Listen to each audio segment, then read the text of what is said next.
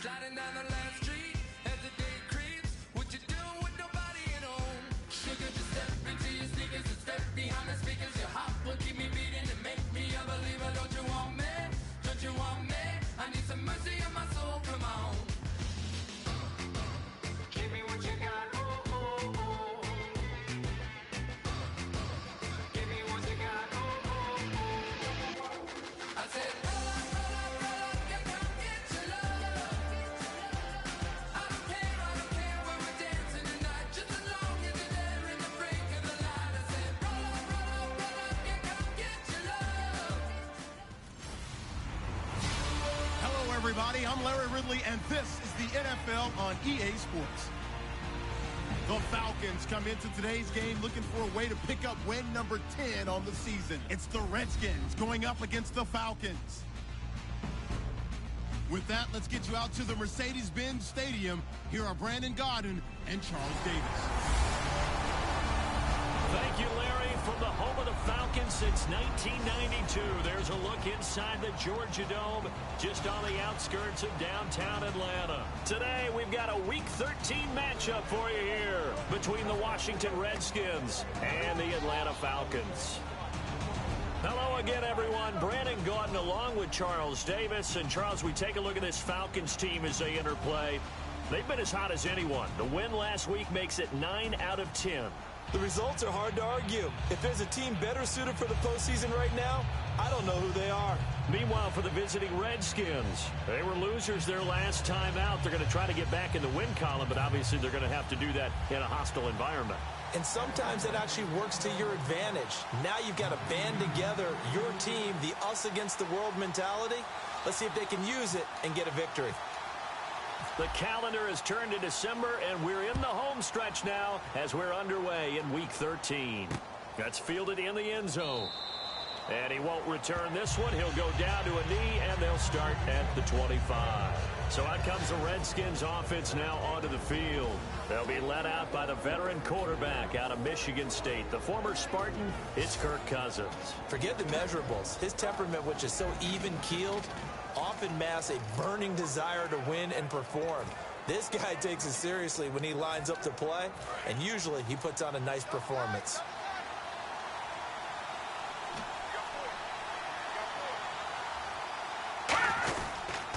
Here's a carry now for Keith Marshall. He takes this for 3 to the 29. Not a run that you're going to write home about, but still a good first down run. That's what an offense calls staying on schedule. 3 to 4 yards on first down, you're set up very well for the rest of the drive. See if they stay on the ground for second down.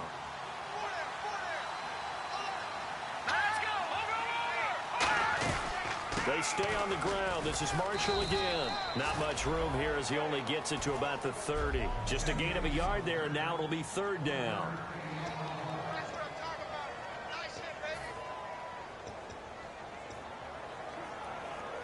Third play here, this opening drive, as they're up against a 3rd and 5.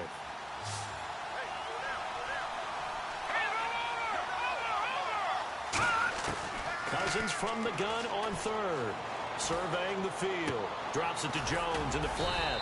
And he was able to shed the tackle, but the reserves come in for the stop. 5 yards on the pickup, and that's going to bring up a 4th down.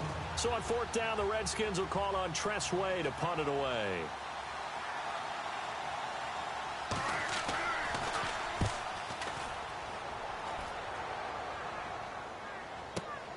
Oh, he takes it in, doesn't let it bounce. He takes it at the 2. Great blocking on the return. It springs him for 25. And it'll be Falcon football as they take possession.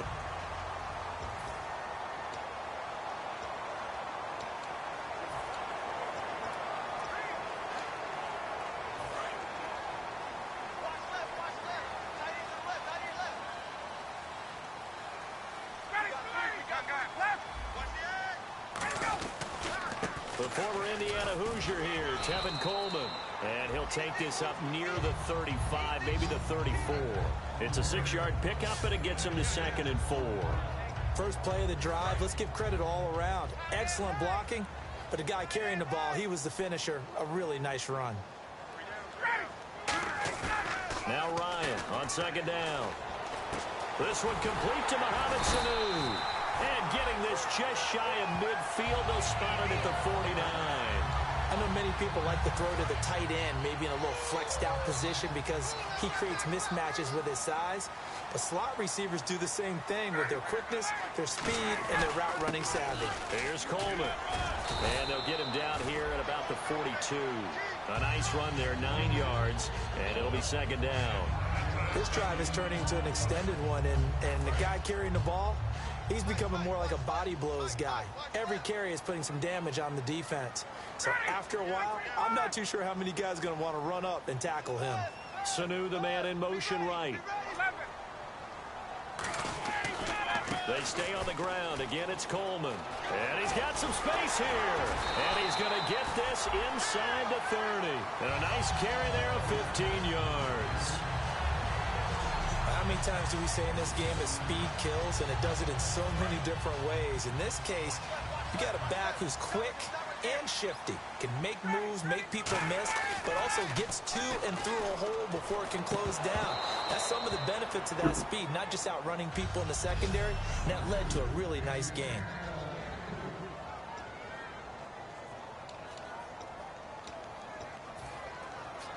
Unable to connect on the first down pass play. Now it's second down.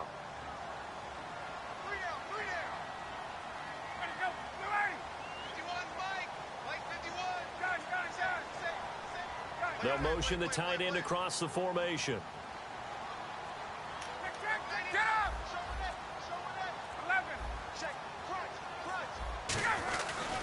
Coleman now. And he's brought down. It's a gain of 11 yards that time, and it produces a new set of downs. Well, they're certainly running the ball pretty well on this drive, and all I remember as a secondary guy was if you're making a lot of tackles in a game, that's usually not good for your defense. You've got to figure out how to keep things in front of you because you know there's 3 levels, defensive line, linebackers, and into the secondary. And if the third level is leading your team in tackles, as a general rule, things aren't going so well for your defense. It's caught over the middle. Hooper. That throw good for 4. It's second down.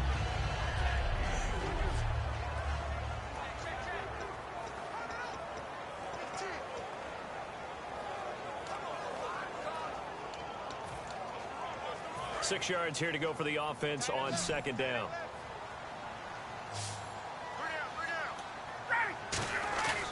They run the play fake to Coleman. Now Ryan. And that is caught. Touchdown, Falcons. Their dangerous wide receiver. His 6th touchdown of the season. And the Falcons have taken the early lead. And he's a little bit on the shorter side as a receiver. Maybe sometimes for the defense, tough to find the little guys, right? Yeah, sometimes they get lost in the traffic, but usually what it means is that rather than just winning with height or even speed, they use their quickness to find a way to get open. Well, tall, short, wide, skinny, whatever, there it results in a touchdown. And no run back here. This will be a touchback, and it comes out to the 25-yard line. The Redskins offense now, they head back onto the field. And the first drive, 3 and out. Second possession, see if they can get a little momentum. And oftentimes that first drive is just a feeling out process. You have some plays that you've got called and you want to see how defense reacts. It may not go terrific on the first one. Now they're ready to go. They've kind of got to look at them, got a sense. Let's see if they open things up a little bit. See if they open things up. Let's see what the defense does here, too, after a good stop.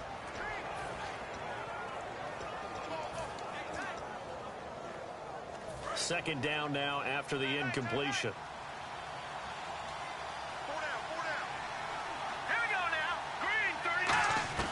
A second down throw for Cousins. Caught on the right side, Reed. And they're able to get this one across the 35. They give them 13 yards there on the play and a fresh set of downs. And after that completion, you can understand why so many teams in the league are emphasizing speed on defense at every position. The tight ends have created so many tough matchups now. If you can't run with a tight end as a linebacker, this is going to be the result every time. This is Marshall, and he is going to lose yardage here. It's a loss of 4 there, bringing up second down. Well, in that play, the expression, don't blink, you might miss something, certainly applied. That was fast. Defense diagnosed the play, and it was over in a heartbeat. They come up in an offset eye. Now Marshall. Call it a gain of 6 on the play. That'll bring up 3rd and 8. And once again, leverage wins. The offensive line, lower than the defensive front. They moved them and found some good space for the guy carrying the ball. And if they want to keep this drive alive, they'll need 8 yards here on 3rd down.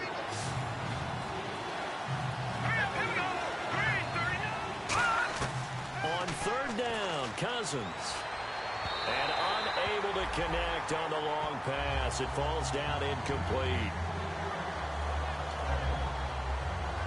Here's Tressway now. On for his 2nd punt. He'd take a repeat of his first.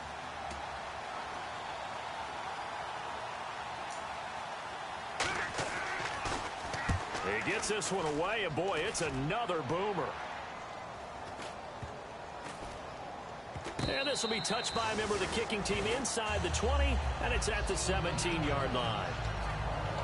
Here comes the Atlanta offense now ready to take over here. That last drive, it was a good mix. Run, pass, defense on their toes.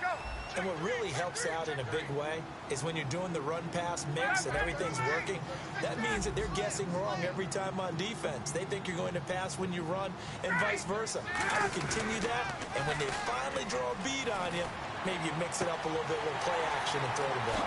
And will they maintain that balance? Time to find out. And all the way down to the 40-yard line. Coaches really don't care from what position they get this. But run after the catch ability, rack ability, is often the difference between winning and losing and changing field position.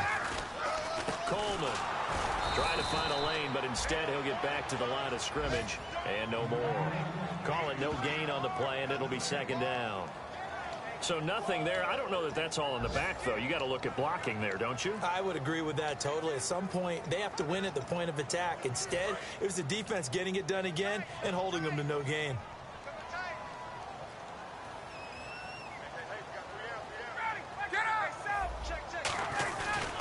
They will run again with Coleman. They find some open field here. And brought down, but not before they're inside the 25. 17 yards on the pickup there. The drive will continue. It's a 1st down. Whenever we meet with coaches and they always talk about wanting to establish running the football, it's oftentimes with a good tight end who can control the line of scrimmage and the point of attack, and they're becoming harder to find because the colleges are giving us a whole lot of receiving tight ends, former wide receivers who can run, not necessarily block very well. In this case, though, we saw 2 tight ends on the field, both of them with the ability to block, and they ran the ball successfully behind that power set.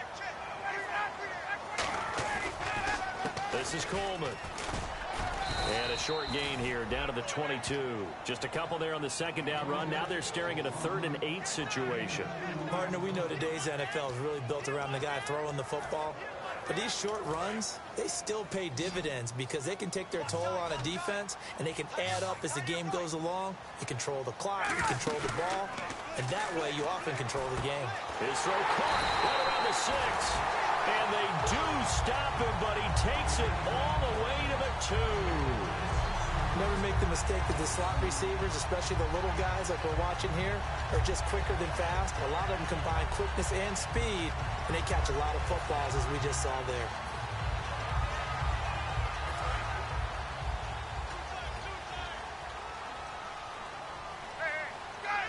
They come out with 1 back and 3 tight ends. It's Coleman here. And he gets in. Touchdown, Atlanta. Tevin Coleman hitting double digits with his 10th touchdown of the season. And the Falcons will extend their lead. And there you go. Nothing really too complex. Block, keep to your assignments. Let them let it in. They did. Fundamental football. Good blocking beats good tackling on that play. End result, touchdown. Now after the touchdown, it's Bosher to kick it away. That'll be taken in the end zone. And he won't return this one. He'll go down to a knee, and they'll start at the 25. Now here's the Falcons defense getting set to go again. They're just hoping for more of the same. Last time they forced the punt that led to a score. They flipped the field, essentially. And that's what you want to do as a defense. Make sure that you put your offense in a great position to run their offense and put the ball in the end zone. That's exactly what they accomplished. And they accomplished that last time. What will they accomplish this go-around? A solid run on first down. Gain of 7 leaves them with a 2nd and 3. Oh, man, that wasn't far from breaking in a big way into the secondary. Read option, quarterback kept it. And while he didn't get a first down, he did get a nice chunk of yardage. Only a nice tackle prevented it from maybe going all the way. Snap count threw the defense off. 5-yard penalty. Encroachment, defense. So here we go, 1st and 10 now.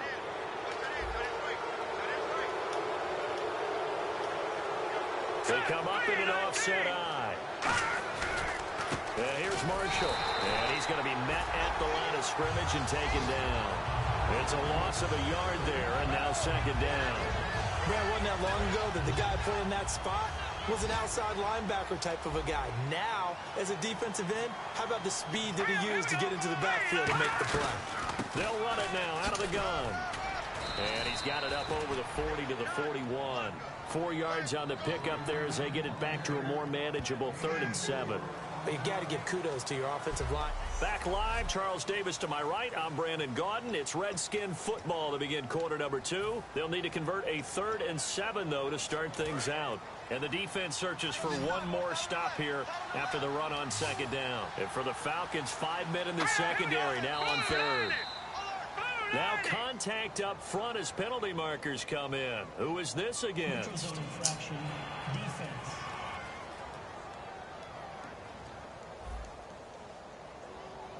Defense maybe trying to guess the snap count there, and it costs them 5 yards.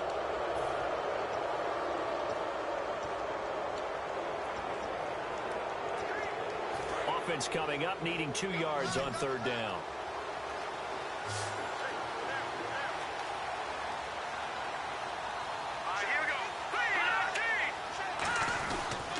They'll run with Marshall, and he'll maybe get back to the line of scrimmage, but no more than that. No gain on the play there. A nice job defensively, and it likely forces a punt situation on 4th.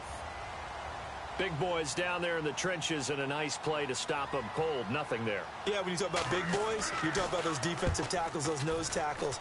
They're not just big, they're immense, and what a big-time play there.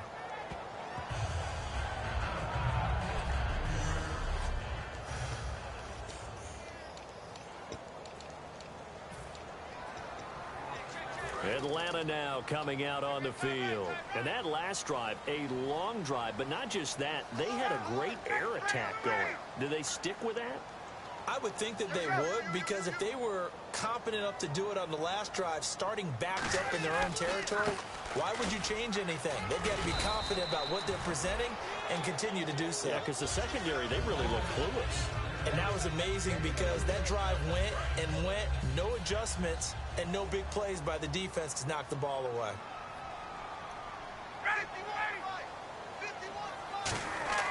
On 2nd down, here's Ryan. He completes it to Julio Jones. And he's brought down after a good gain. And that's the connection, Ryan to Jones, that this defense obviously has to key in on. Certainly feels like they got the party started with that one, doesn't it? And when those two get in sync, it just scares the heck out of defenses because he can hit Julio Jones in a short zone, and he can take it the whole way. And able to get this one across the 45 before he's brought down. Give him 10 yards on that one, and that'll earn him a fresh set of downs.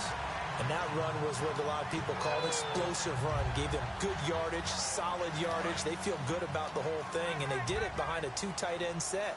It's always interesting to watch what offenses want to do with the 2 tight ends. Sometimes they line them up together for a power set. Sometimes they put one on each side of the line of scrimmage to balance things out. No matter what, though, when you see 2 tight ends on the field, your first thought is to think of run. In this case, the offense was able to run successfully.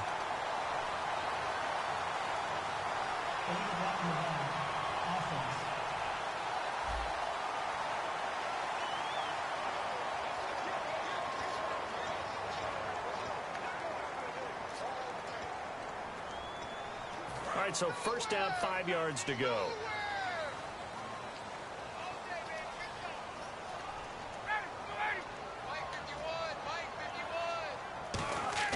They go play action here on first down. Oh, the ball comes out on the hit, but they'll say it's incomplete. The Pro Bowl wideout Julio Jones is intended receiver, and that'll bring up second down. It's a tried-and-true formula, and I don't think it'll change for as long as we play football. If someone's trying to throw the ball and you can put pressure on them and make it tough, that's only going to help your defense. Yeah, he's since being hurried. He got rid of it before taking the hit, but incomplete. And he'll be hit as he releases it, and that'll fall incomplete. When defenses get to the quarterback that quickly, a lot of times it's called a jailbreak. It wasn't quite that fast, but fast enough that he had no time to look downfield and set himself to throw the ball. And as he tried to do that, he was hit and forced an incompletion. To throw is Ryan. And this time he's got the hookup. It's complete.